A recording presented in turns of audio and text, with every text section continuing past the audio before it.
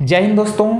आज की इस वीडियो में हम लोग सीखने वाले हैं डिविजिबिलिटी रूल, जिसको बोलते हैं विभाज्यता का नियम। दोस्तों, विभाज्यता का नियम एक बहुत ही इम्पोर्टेंट टॉपिक है, क्योंकि ये एक ऐसा नियम है जिसका प्रयोग आपको पता है कि एसएससी के अंतर्गत या किसी भी कॉम्पिटिटिव एग्जाम्स के अंतर्गत गणित के 35 टॉपिक हैं। यानी कि एसएससी के अंतर्गत जितने भी एग्जाम्स होते हैं, सीजीएल का, एमटीएस का, सीएचएसएल का, सीपीओ का, जितने भी हैं, सबके अंतर्गत मैथ्स के 35 टॉपिक हैं और सभी के सभी टॉपिक्स के अंतर्गत आपको विभाज्यता के नियम की कहीं न कहीं आवश्यकता पड़ती है। इसलिए आप इस पूरे वीडियो को एकदम ध्यान से देखिएगा, ताकि आपको ये वाला नियम एकदम आसान तरीके से समझ में आ सके और आप आसानी से किसी भी सवाल को केवल 2-3 सेकेंड में हल कर पाएंगे। क्योंकि आपको पता है कि किसी भी एग्जाम्स को निकालने के लिए आपको सवाल केवल आना काफ़ी नहीं है, उस सवाल को आप कितना जल्दी करते हो ये इम्पोर्टेंट है। यानी कि जैसे कि मैं आपको बोल दूं कि 2, 4, 8, 7, 6, 4 में अगर आप 8 से भाग देंगे तो बताइए शेषफल कितना आएगा, या तो शेषफल नहीं आएगा तो बताइए पूरा पूरा कटेगा कि नहीं कटेगा। तो हो सकता है कि अगर आपको ये वाला नियम पता नहीं रहेगा, यानी कि विभाज्यता का नियम आपको पता नहीं रहेगा, तो आप इसको लंबा भाग करेंगे और लंबा भाग करने के बाद देखेंगे कि पूरा पूरा कट रहा है कि नहीं कट रहा है। अगर नहीं कट रहा है तो शेषफल कितना आ रहा है। लेकिन अगर आपको ये वाला नियम आता रहेगा तो आप आसानी से 2-3 सेकेंड के अंतर्गत ही सवाल का आंसर ला पाएंगे। तो वहाँ पे सब देखेंगे। हालांकि मैं यहाँ पे ज़्यादा टाइम ना लेकर के सबसे पहले आता हूँ अपने नियम पे। हम लोग सीखने वाले हैं सबसे पहले कि 2, 4, 8, 16 और 32, 64 और इधर 128, बाकी आगे भी हो सकती है। इसका क्या नियम होता है दोस्तों? इस 2 को आप लिख सकते हो 2 की घात में 1, और इस 4 को लिख सकते हैं 2 की घात में 2, 8 को लिख सकते हैं 2 की घात में 3, 16 को 2 की घात में 4, 32 को 2 की घात में 5, 64 को 2 की घात में 6। इसी तरीके से आगे भी आप लिख सकते हैं। अब इसका मतलब क्या है ये समझिए। जैसे मान लीजिए कोई संख्या बड़ा सा है, एक संख्या में लिखता हूँ 6, 8, 9, 4। मैं बोलूँगा कि क्या ये वाला संख्या 2 से पूर्णतः विभाज्य है? तो आप ये देखिएगा कि 2 से अगर विभाजित करने के लिए बोलेगा तो इस 2 को आप लिख सकते हो 2 की घात में 1, और घात में 1 का मतलब है कि आप केवल एक अंक देखेंगे राइट साइड, यानी कि इकाई वाले अंक को। तो यहाँ पे है 4, तो अगर ये वाला 4 इस वाले 2 से पूरा पूरा कट जाता है तो ये समझिएगा कि ये वाला पूरा संख्या 2 से कट जाएगा पूरा पूरा। अगर नहीं कटता है तो ये समझिएगा पूरा पूरा नहीं कटेगा।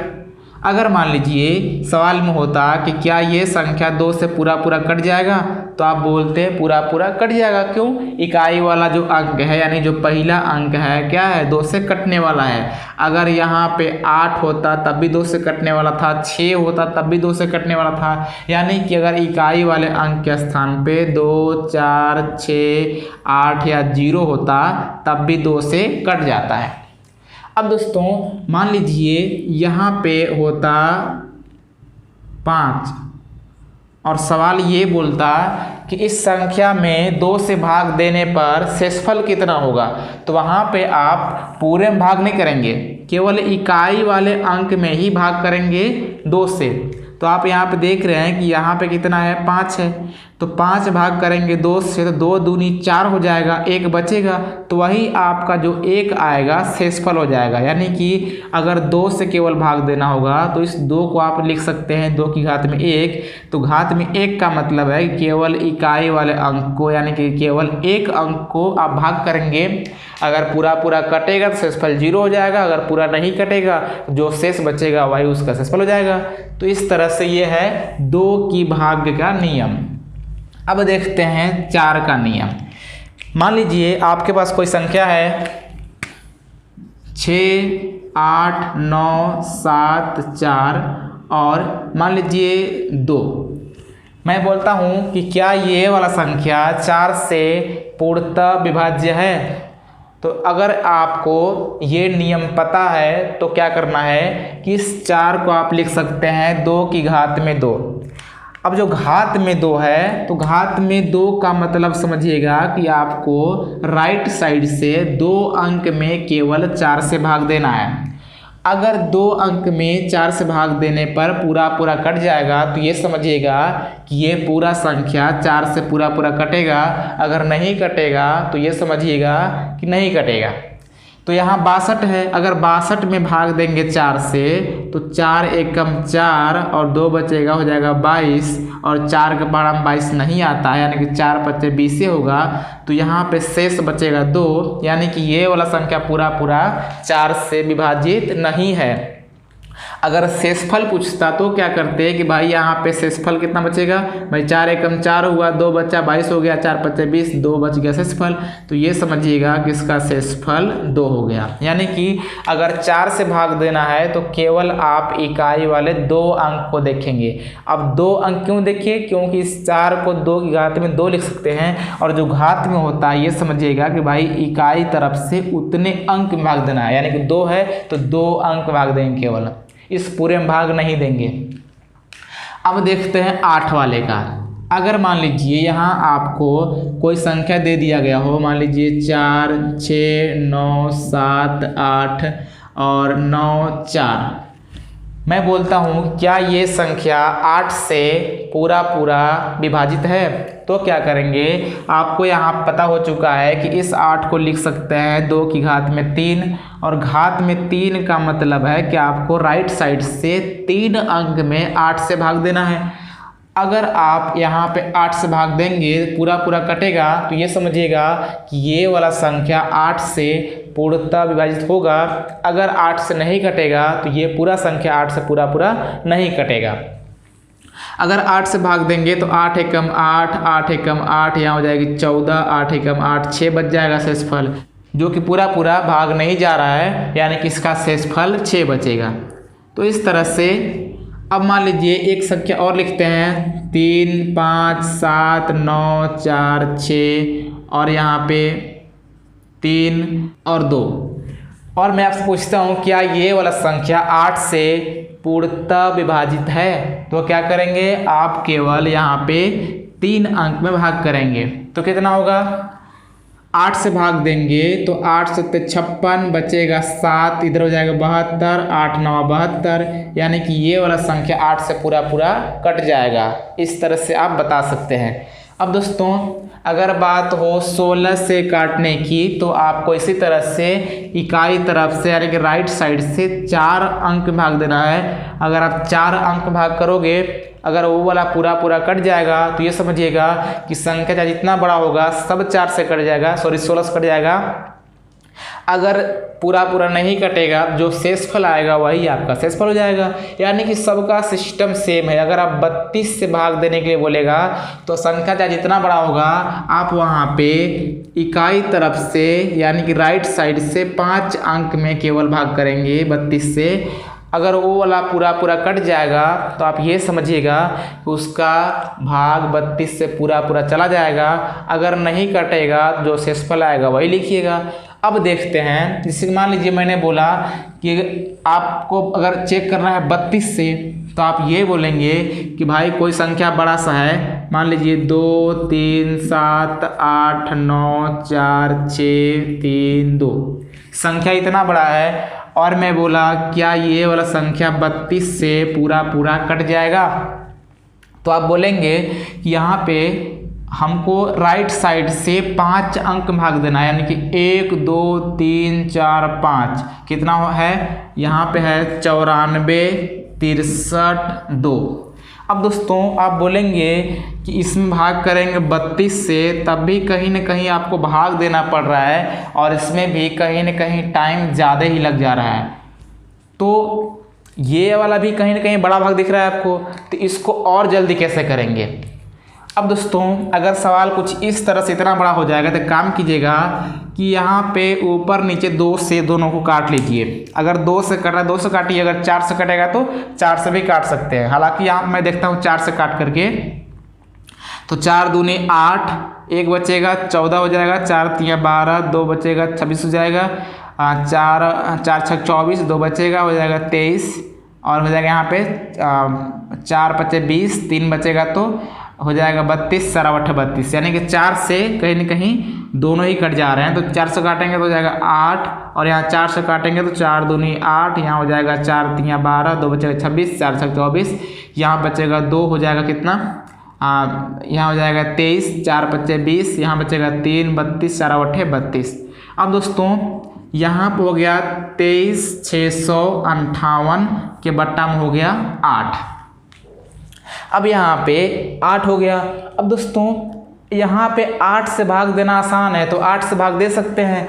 तो 8 से भाग देंगे तो 8 दूनी 16, 8 दूनी 16 और यहाँ पे कितना बचेगा 16 और 7 बचेगा यानी 76 हो जाएगा और होता है 8 9 72 होता है और कितना बचेगा यहाँ पे बच जाएगा 4 हो जाएगा 45 और हो जाएगा अगर भाग देंगे 45 में 8 से तो 8 5 40 हो जाएगी 5 बार और बचेगी 5 यानी कि हो जाएगी 58। यानी कि अगर 8 से भाग देंगे 58 में तो पूरा नहीं कटेगा। तो आप समझ सकते हैं अगर पूरा नहीं कट रहा है तो कितना बन जाएगा 8 सत्ते 56 और शेषफल आ जाएगा 2। अब दोस्तों ये जो शेषफल 2 आया है, क्या इसको भाग देंगे 32 से तो शेषफल 2 आएगा? तो यहाँ ध्यान दीजिएगा, आपने यहाँ पे 32 से भाग नहीं किया है, भाग किया है 8 से।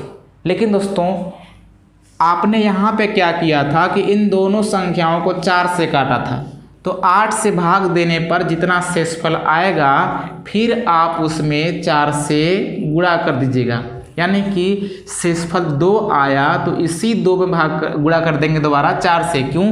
क्योंकि ऊपर नीचे हमने 4 से काटा था। आप जिससे काटोगे जितना शेषफल आएगा लास्ट में आप उसमें गुणा कर दीजिएगा। यहाँ पे हमने ऊपर नीचे 4 से काटा तो 4 से गुणा भी कर दिया तो कितना हो जाएगा 8 हो जाएगा। अब दोस्तों ये वाला जो 8 है कहीं न कहीं 32 से छोटा है। अगर 32 से छोटा है तो ये समझिएगा कि इसका जो रिमाइंडर होगा यानी जो शेषफल होगा 8 होगा और ये वाला संख्या 32 से पूरा नहीं कटेगा। अगर यहाँ पूरा कट गया होता तो शेषफल 0 हो गया होता। अगर शेषफल 0 हो गया होता और इसमें 4 से गुणा भी करते तब भी उसका शेषफल 0 आता। और आपको पता है कि शेषफल 0 आने का मतलब ही होता है कि वह संख्या पूरा कट गया होगा। तो इस तरह से ये पूरा नियम है। अब दोस्तों उम्मीद करता हूँ कि आपको इतना तक समझ में आ चुका होगा, यानी कि यहाँ तक बिल्कुल भी आसान है। जैसे ही आपको कहीं पे बड़ा भाग लगेगा तो वहाँ पे आप काट लीजिएगा। काटने के बाद जैसे छोटा हो जाएगा तो छोटा होने के बाद भाग कीजिएगा। तो भाग करने के बाद अगर आपका शेषफल आता है तो उस शेषफल में जितना से आप ऊपर नीचे काटे थे उससे गुणा कर देना। अगर गुणा करने के बाद जो शेषफल आएगा अगर वो वाला शेषफल इस वाले संख्या से छोटा रहेगा तो आप समझिएगा कि उसका शेषफल तो उतना ही रहेगा। लेकिन अगर इससे कहीं न कहीं बड़ा अगर जैसे मान लीजिए मैं यहाँ पे काटा होता, एक ऐसा मेरा मानना है, बात समझिएगा। अगर मैं यहाँ पे काटा होता 17 से, कितना से 17 से, मान लीजिए मैं ऊपर नीचे 17 से काटा होता और आपको हल करने पर लास्ट में शेषफल मिलता 2, तो लास्ट मैंने बोला कि भाई गुणा करना पड़ता है जितना सा आप काटोगे।